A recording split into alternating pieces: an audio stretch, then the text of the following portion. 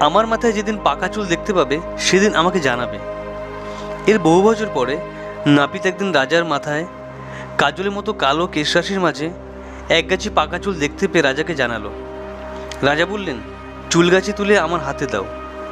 নাপিত সোনার একটি ছোট চিমটে দিয়ে রাজার মাথা থেকে সেই পাকা চুল গাছটি তুলে তার হাতে দিল।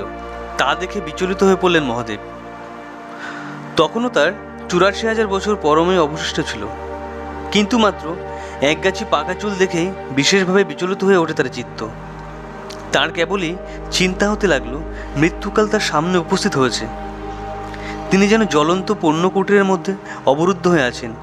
তিনি মনে মনে বললেন, মূর্খ মহাদেব, তুমি পাপবৃত্তি পরিহার করার আগেই পক্ককেশ হলে।